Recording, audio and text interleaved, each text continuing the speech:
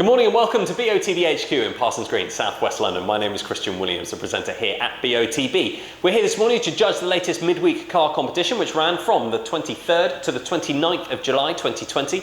And just before I hand over to Charlie, once again, huge congratulations to last week's midweek car competition winner, Ibra Iqbal, winning the amazing ABD VW Golf R plus £10,000. I'm now going to pass over to Charlie Hanson from Onside Law, who will oversee the proceedings this morning. My name's Charlie Hanson from Onside Law, and I'll be overseeing the judging this morning. Firstly, I can confirm that the competition data has already been sent to the auditors Wilkins Kennedy. I'd now like to introduce today's judges. First up, it's Alain Goma. Good morning, my name is Alain Goma. I'm an ex-professional footballer, having played for Paris Saint-Germain, Newcastle and Fulham. Thanks, Alain. If you could now use the secure link provided and mark on the screen where you think the centre of the ball should be, and then we'll come back to you at the end for you to justify your position and for a final panel decision. Next up, Peter Georgiou. Good morning, my name's Peter Georgiou. I am a futsal and football referee.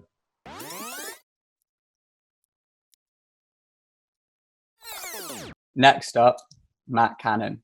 Good morning, my name is Matt Cannon. I'm a senior county referee and active footballer and looking forward to the new season, September the 12th.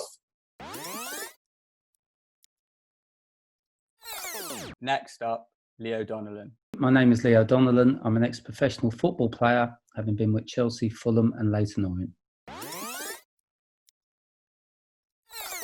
Next up, Nigel Hicks. My name is Nigel Hicks. I've been a Supply League match official for 30 years. And before that, I was a player. I'm also an experienced Football League administrator. Next up, Raphael Headlam. Good morning. My name is Raphael Headlam. I'm a qualified football referee. I've been refereeing since the age of 14. A current referee in the Harrow Sunday Challenge and the Arthurian Football Association.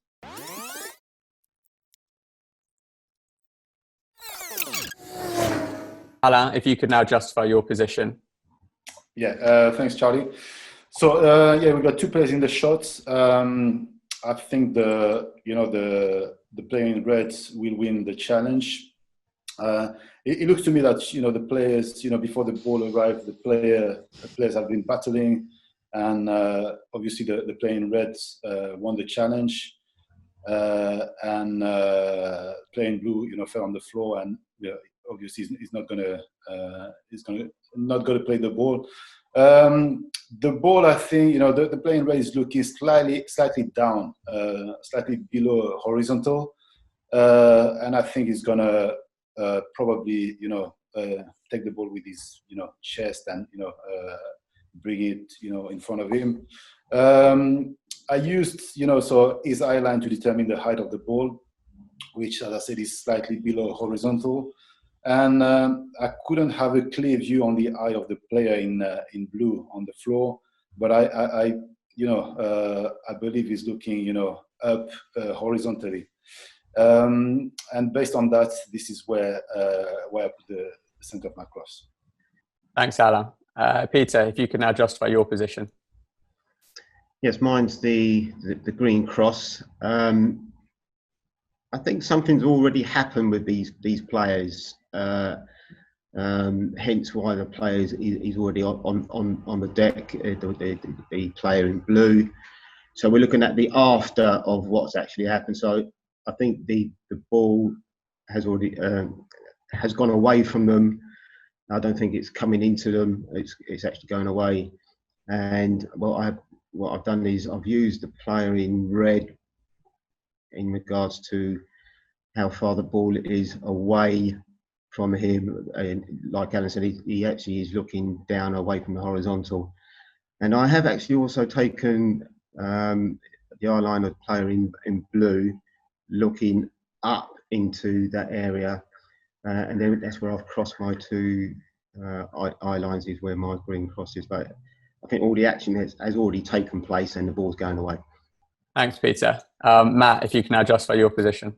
Yeah, thanks, Charlie. As I said, there's two players in shot. I'm not 100% sure whether the ball's been played. What I have noticed on the player in red he's in a very static position and his two legs are together, and it's almost like he's coming to a stop. So I think it's, to my mind, very possible that the player in blue has come sliding in to challenge and the ball is popping up, and the player in red is stopping to play the ball. He's in quite a passive position with his arms. But I've taken his eye line across. I think he's looking slightly lower down than most of my colleagues. And I've also taken the eye line from the player in blue, and I've cross-referenced their eye lines, and I put the centre of the ball where my blue cross is. Thanks, Matt. Leo, if you can now justify your position. Yes, there's two players in shot. Like Matt just said, I think the player in red, if you look at his legs, it's like he's coming to a standstill or he's stopping. I think the player in blue has probably just challenged for this ball. I think he's very slightly in front of him, and either way, he's put a challenge in on the player in red. He's trying to put him off. I actually think maybe he's possibly played the ball maybe with his left leg, and his legs sort of come back. But I think he hasn't given up on the challenge. So looking at their body shapes, the player in blue, his left arm is on the player in red. So I think he's certainly fighting for this ball. The player in red, I think he's looking downwards. The player in blue, I think he's looking across. So just with their eye lines, that's why I decided to put my crossword in. Thanks, Leo. Nigel, if you can now justify your position. Thanks. Good morning, everyone. Okay, so I think my colleagues have said most of it already. Two players in shot. I think the player on the ground in blue has just put a challenge in for the ball, and I think the ball's popping up. Agree with my colleagues on the sight line of the player in red that I think he's looking slightly down from the horizontal.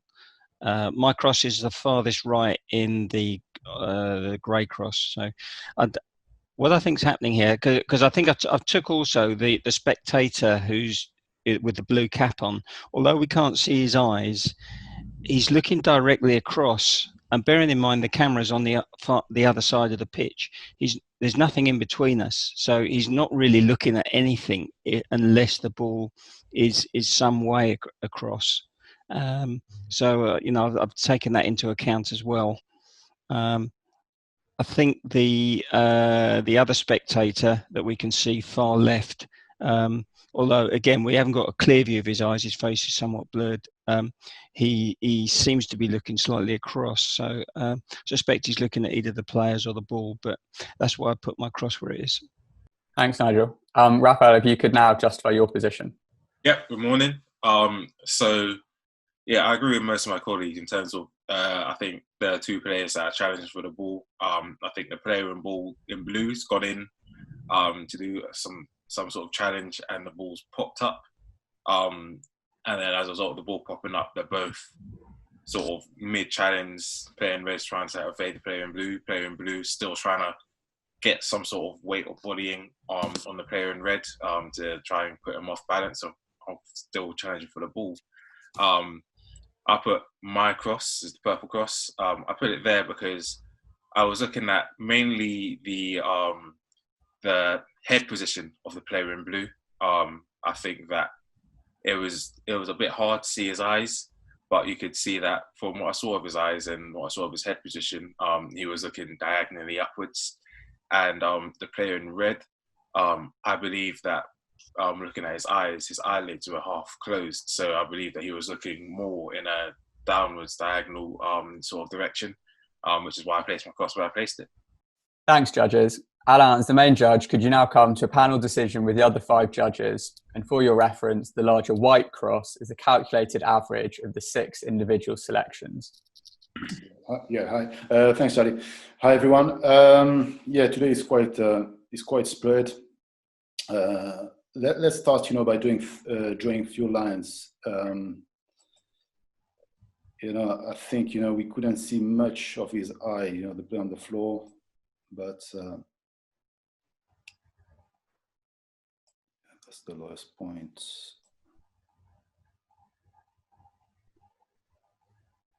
Okay, and this one.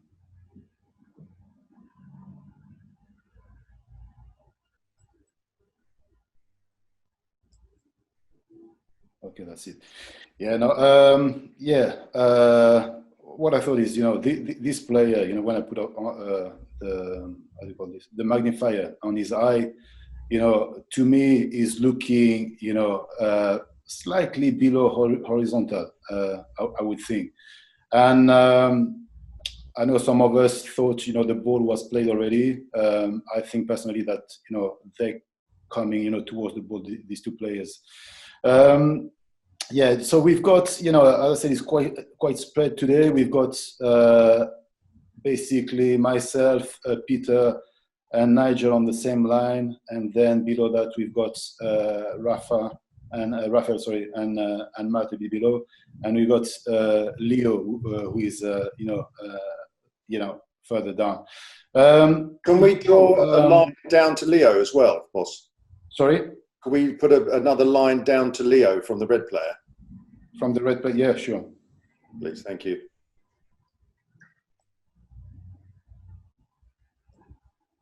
Yeah, sorry, I missed this one. Yeah, sorry. Yeah.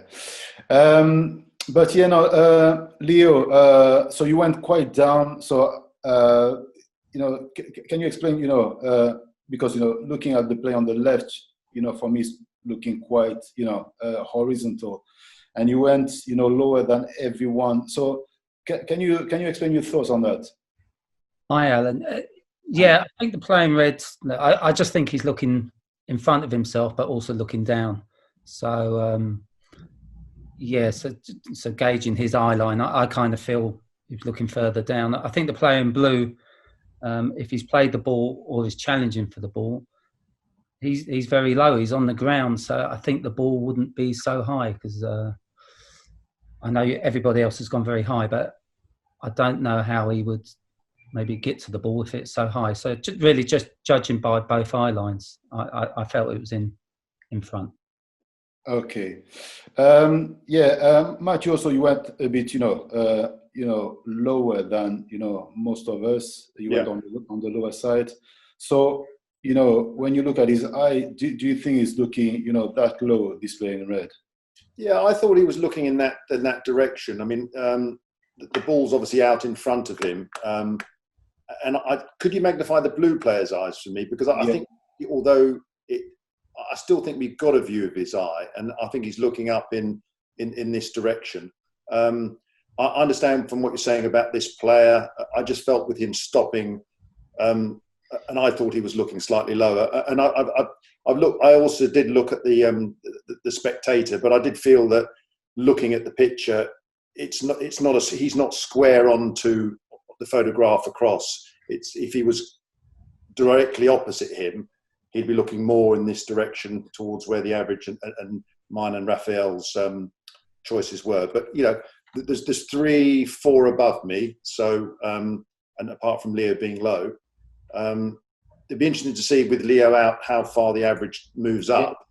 Yeah, far further away from my own it is. What I was going to suggest, if we remove, so the average is going, quite up. So with and without, it's quite a big difference actually. It's in between these 3 and these 2 1. Raphael, you were also on the on the lower side of it. Do you think the average would work more without Leo, or with is nearly at your level, and without it's a bit higher in terms of height of the ball? Yeah, I think because it's a panel decision, I think that because Leo's is so far in terms of like the outlier compared to the rest of our crosses, I think that the average looks better, because I don't think you can really discount any one of those top 5 because they're all sort of relatively closely clustered. However, I think with Leo's in, I think it just takes the average away from the average of those 5 that are in as close of a cluster as we could really get with this sort of picture. Yeah, no, I see. If I put Leo back and I put the circle above his cross, to me, the player in red, I don't think he's looking that low, and I don't see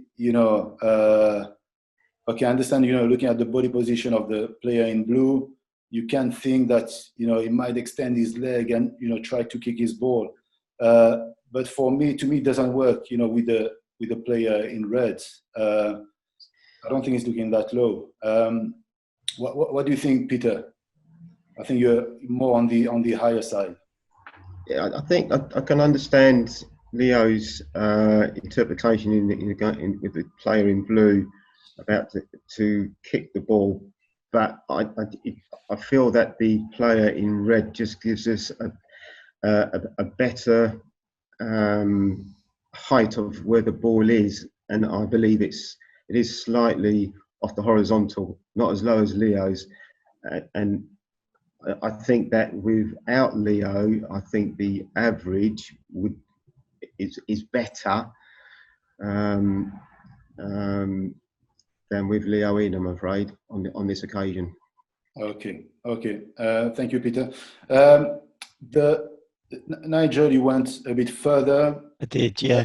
I think excuse me, the rationale for that, I'm pretty much on the sight line of Peter and yourself for the red player, and I think I'm probably on one of the lower sight lines for the player in blue, which is why it brings me out further, is because I think the blue player is looking slightly lower down. I think he's looking pretty much 90 degrees out of his head, but as I say, I was influenced a bit, the spectator behind, despite the angle of his body slightly changed, but I felt he was looking face on at the camera, and I felt he was probably looking at the ball, because he's certainly not looking at the players. But yeah, so that was why I thought it was where it was. But as far as Leo's, I didn't see the ball that low myself, and I do think that with Leo removed, it brings the cross more into that cluster.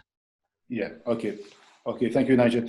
The thing is, if I put a circle on top of your cross, I think it's visible. I can see the ball being there. Sure.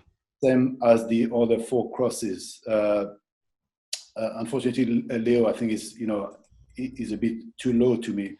And I think the average would work if I put the ball on top of the cross. I think it's for me it's a good compromise. It's in the middle of these 5 crosses, and for me, I think it would work. What are your thoughts on that, Leo? I know that you're a bit lower, and you might not agree with that. No, I don't agree, Alain, but I just think with all your crosses for the player in red, I think it's feasible. I just think for the player in blue, if it's that high, I don't really understand why he's on the ground so low. That's all I'd say. So that's why I disagree. Yeah. Okay. No, I understand your point. I thought, as I think Peter mentioned that, something happened, before the ball came, and I think they had a kind of a battle, these two, and the player in blue lost his balance, and he fell on the floor, and basically the player in red won the challenge. Hence I think he's gonna play it, but I can see also his left leg, he's trying to stretch. Probably he's gonna try to kick the ball, some way, but I think he's still far from the ball. I don't think the ball will be down there.